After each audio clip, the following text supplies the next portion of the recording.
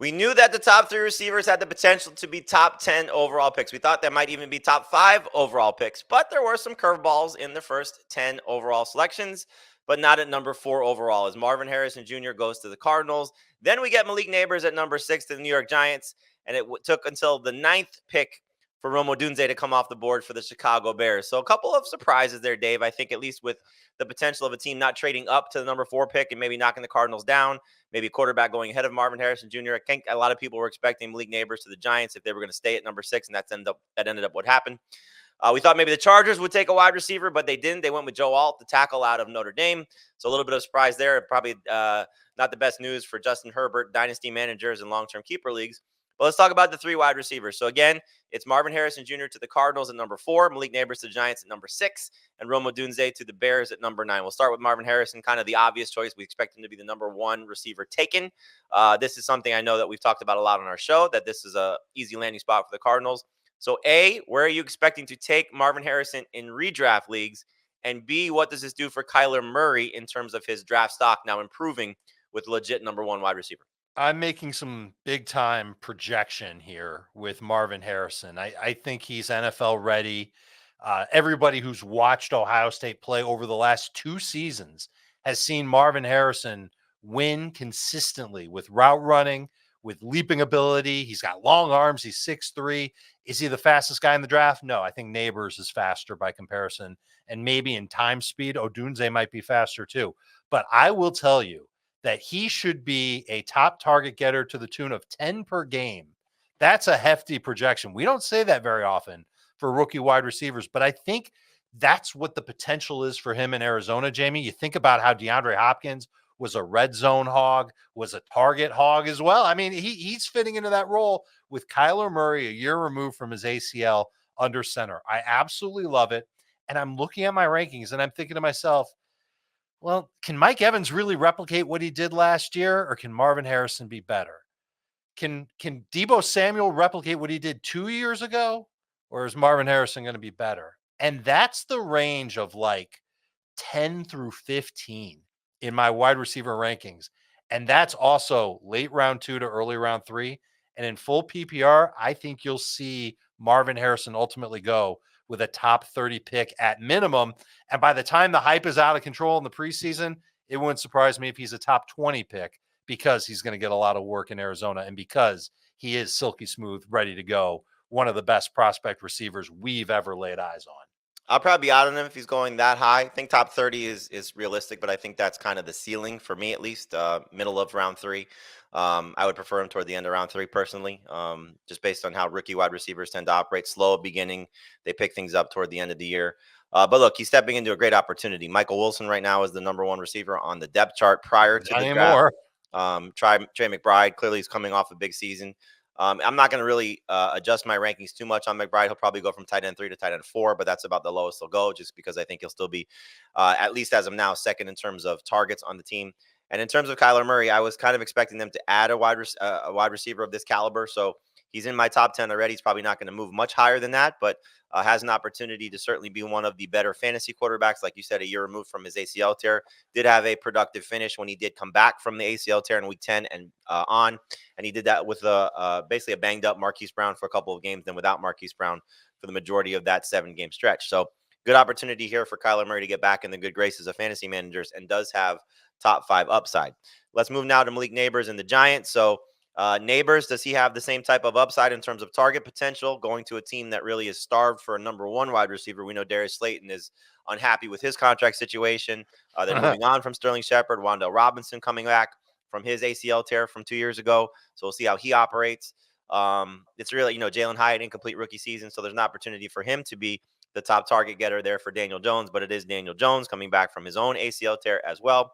So what do we think about Malik Neighbors for the Giants?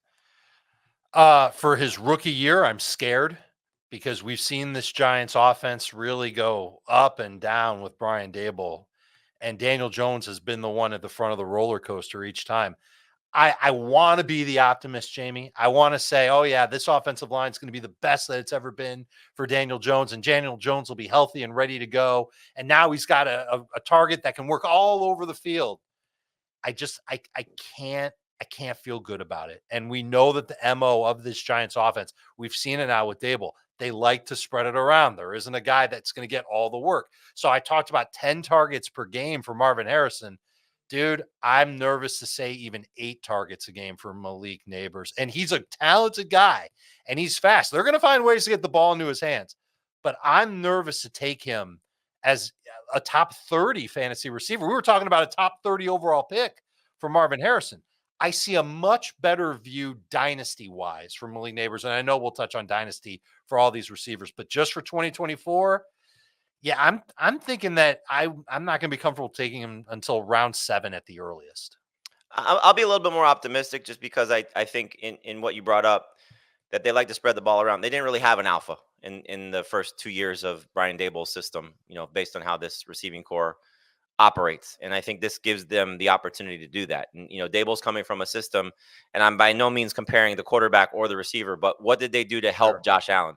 They brought in a premier wide receiver in Stephon Diggs. That's the goal here with drafting Malik Neighbors. Obviously, his dynasty value is better because if the Giants fail this year, Daniel Jones is gone. I don't know if Brian Dable's officially going to be gone, but it's probably not a best case scenario for him. But if they decide that they can get another quarterback in the draft next year, if in fact they are in this position again, then that could help Neighbors if Daniel Jones once again proves not to be that guy. So I'm by no means is he in the same range as Marvin Harrison Jr. No. Nor should anybody think that. But I do think that there is a chance for him to have a significant impact in his rookie season, probably again second half as opposed to the beginning part of the year, because he should be a high target volume type of guy. I'll say 7 targets per game is in the realm of possibility for Malik Neighbors, and that's going to hopefully allow his talent to shine in a system that will be good. It's just a matter of will the quarterback be good? And I'm hopeful that's the case. In terms of Rome Odunze, not exactly the best landing spot. This feels a little bit like what happened to Jackson Smith-Njigba last year, where he goes to a team with a very crowded receiving core. And we know, again, DJ Moore, Keenan Allen, if you missed one of our earlier little podcasts that we did here, little videos that we did here in regards to the first quarterbacks being selected, we were encouraged for DJ Moore and Keenan Allen. Now there's a third mouth to feed. That's a very productive third mouth to feed. And that's going to impact the rest of the guys there. So first, again, what does Odunze's value look like? And we'll sort of circle back to the rest of the teams as well. But what does Odunze's value look like? And compare him to Malik Neighbors, because I think it's a fair comparison. Because better quarterback, but obviously not as good of a situation based on the 2 guys in front of him. Well, sure, and that's going to limit just how much work he gets as a rookie, unless he, and we could say the same thing for Neighbors, unless he absolutely shines in training camp and the Bears say we kind of don't have a choice here. This guy's amazing, but I don't know if we're going to be ever at that point with Odunze, because he just doesn't have, he certainly doesn't have the downfield speed that Malik Neighbors has, but he reminds me a ton of DJ Moore. He's physical, can go over the middle. He can adjust to off-target throws. I think in time, Rome Odunze will be great. Maybe he's one of those receivers where, like, in the second half of the season, it's just clear as day that he's more talented than Keenan Allen, and he's getting open more often than Keenan Allen and DJ Moore. How are you going to defend this receiving trio in Chicago, by the way? That's going to be tough. And I think that Chicago got Odunze, A, because he's really good at catching the football, and B, to develop alongside Caleb Williams. And now they've got a combo, their version of Joe Burrow and Jamar Chase, even though Chase was drafted a year after Burrow, whatever. But that's their combo for the long term. And so it's easy for them to take their time with Odunze. If they give Keenan Allen a contract extension, I'm going to ask why. Technically, Jamie, they can move on from Keenan Allen. He's in a contract year anyway. But even DJ Moore's cap number won't be bad after this year. So in theory, Chicago could move on from both. As for this year, man, I'm worried about Odunze getting 7 targets per game. So I might slide him in behind Neighbors. And you already know how I feel about Neighbors. Hard to feel optimistic about Odunze. Both of these receivers, awesome talent, long term. I'm excited for them in Dynasty. I really am. But for this year, I think I'm going to let you draft him if you're going to be a little more optimistic than me. No, Odunze scares me for this year. Like you said, second half of the season, just to bring Keenan Allen to it, and we'll kind of work backwards with how the team looks. But for Odunze, last year Keenan Allen couldn't finish the season, had a heel injury, 32 years old. Going to a new team, new environment. He's been used to playing in Southern California his entire NFL career, state of California his entire college and pro career. So this is going to be an adjustment for him at his age. Will he hold up? If he doesn't, then I think Odunze's in a great spot, but could be tough if they're all healthy with DJ Moore. Dynasty wise, though, I think I like him a little bit better than Neighbors simply because the quarterback that he's tied to. And so being tied to Caleb Williams 2025 and beyond as at least the number 2 guy could be the number 1 guy, because like you said, I'd be very shocked if they bring back Keenan Allen after they made this investment in Odunze at the 9th overall pick. So they reshaped their offense, their passing game.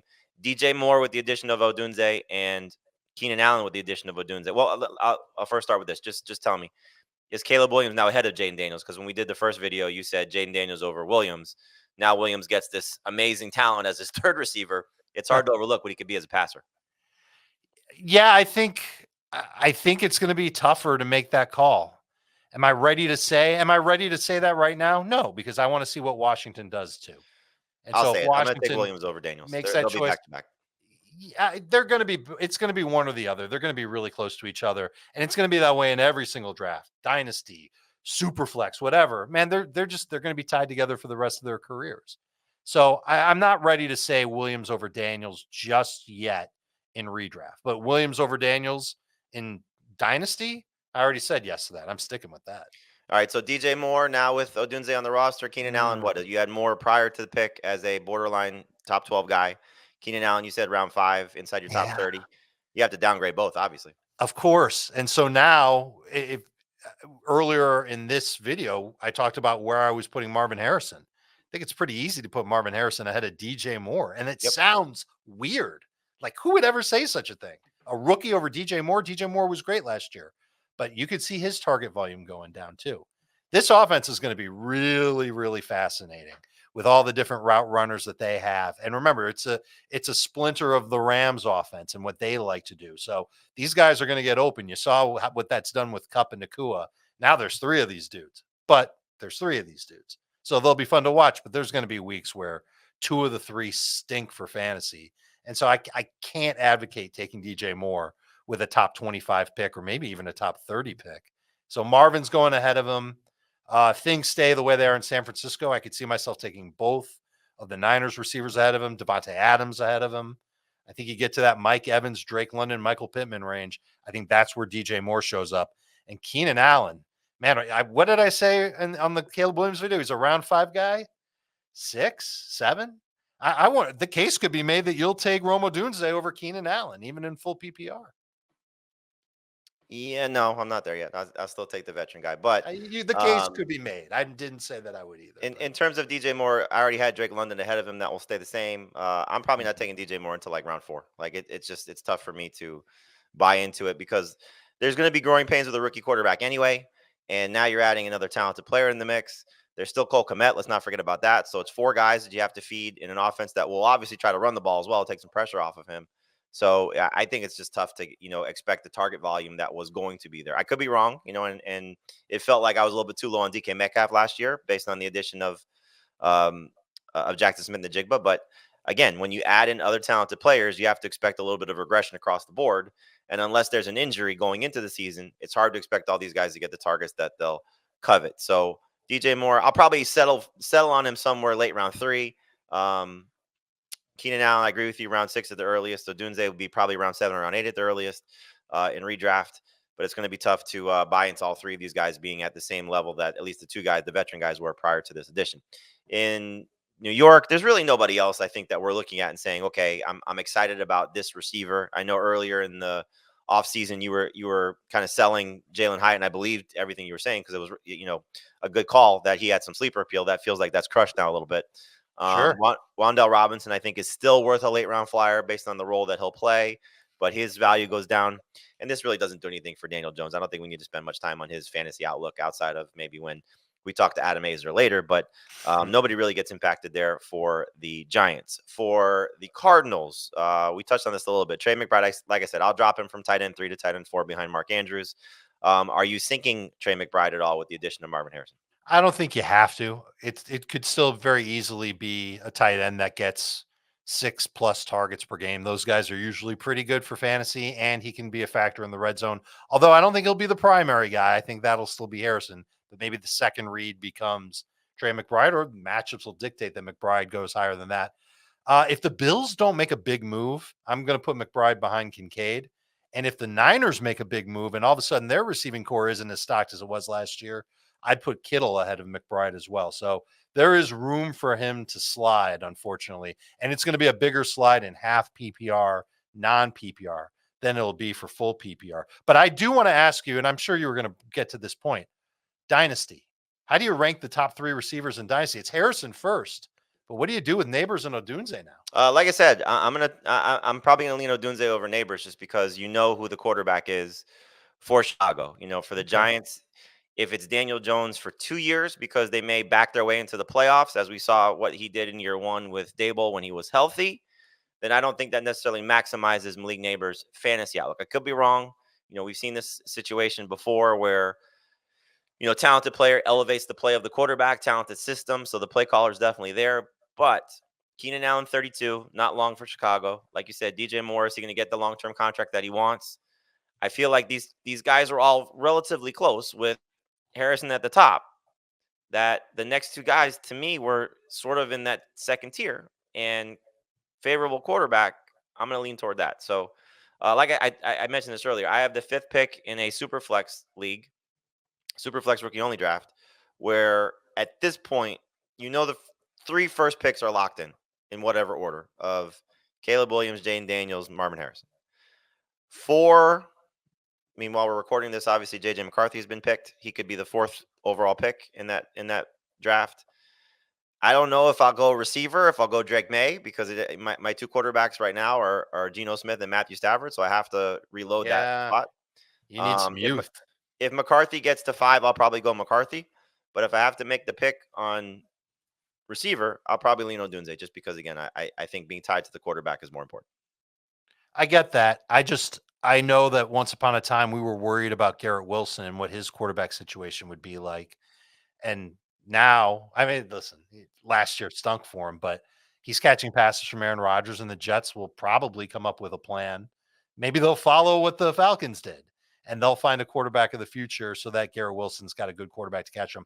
I would imagine that if Daniel Jones stinks this year, and I think we're both leaning in that direction, the Giants will find somebody that can get the ball to Malik Neighbors with an early first rounder in 2025. Yeah, And that makes me a little bit more encouraged. I I get what you're saying. I might bet on talent and take Neighbors over Odunze, but it's close. again, it's close. We have a lot of time to dissect this. So, again, the first 3 receivers drafted in the first 9 overall picks: Marvin Harrison Jr. to the Cardinals, Malik Neighbors to the Giants, and Rome Odunze to the Bears. That'll do it for us here on Fantasy Football Today.